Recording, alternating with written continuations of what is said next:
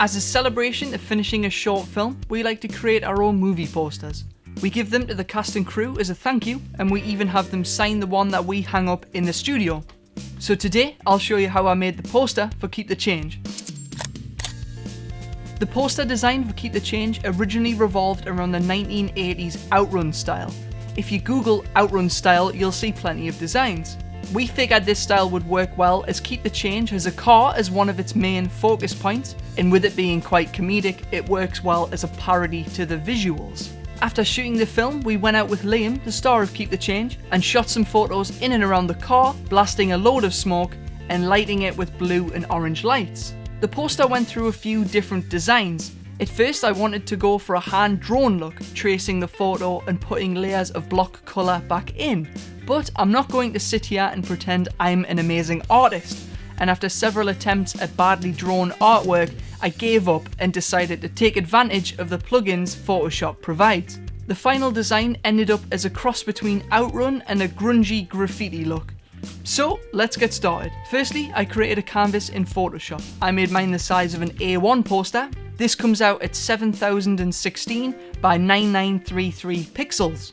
Bring in your photograph, scale it up and position it to fill the canvas. Create a duplicate and lock that off for later, and delete the pre-existing white background layer. Rename your photo layer background. This is going to serve as a backdrop for the entire poster. Go to Filters, Filter Gallery, open up the Artistic folder and find the filter called Cutout. You can play around with 3 factors in this filter, which will change the amount of detail and fidelity in the image. I went with number of levels 6, edge simplicity 8 and edge fidelity 1. Then go to Image, Adjustments, Curves and select the red channel, adding a load of red. Also do this with the blue channel, but just bring it up a little bit. This will give the canvas a purple tint. Unlock the duplicate from earlier and put it above the background image. This is going to be the detail layer, which will overlay on top of the background layer, so rename this Detail. To start off, make it black and white. You can do this by going to Image, Adjustments, Black and White and hitting OK. Then, like the image before, add the Cutout filter by going to Filters, Filter Gallery, Artistic and going to Cutout. This time I used number of levels 4, edge simplicity 5 and edge fidelity 2.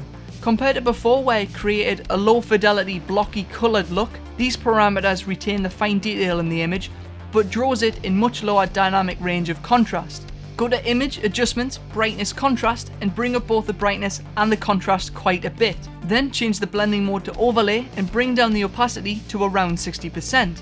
So this gives us a low poly coloured image with details of Liam's characteristics laid over the top. This gets me closer to the hand-drawn look that I wanted without having to actually be good at drawing. Create a folder, call it Background, drop both layers into it and lock that off. These two are going to be the background of the entire poster. Next is the title graphic. With the Outrun/graffiti look, it's probably good to go for a hand-drawn aesthetic. You can do this by going to websites like DaFont and finding something, or draw out your text using a graphics tablet, like I did. Create a folder called Text and duplicate your text layer 4 times.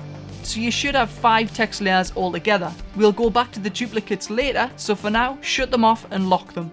Choose the first text layer and go to Effects, Gradient Overlay. Click on the colour, which will open up the gradient editor. To change the colour of the gradient, click on the small squares below the colour bar.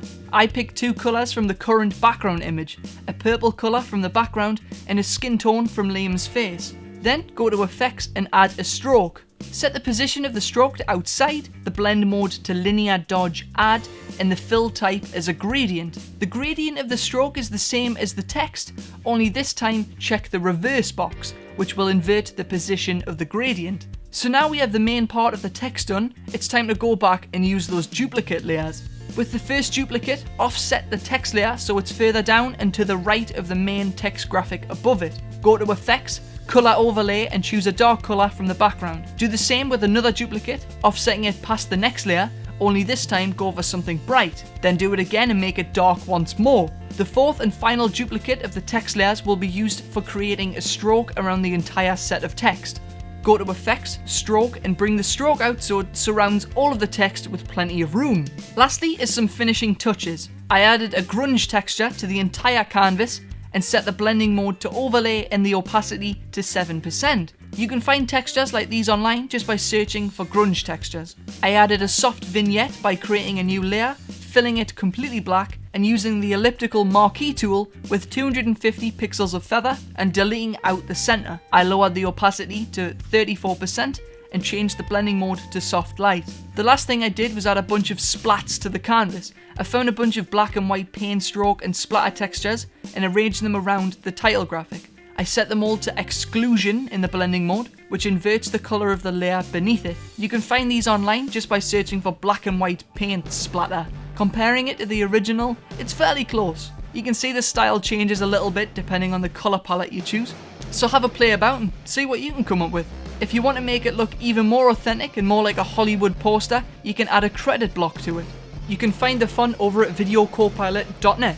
We used the building blocks of our previous 2 film posters for Road and Corpse.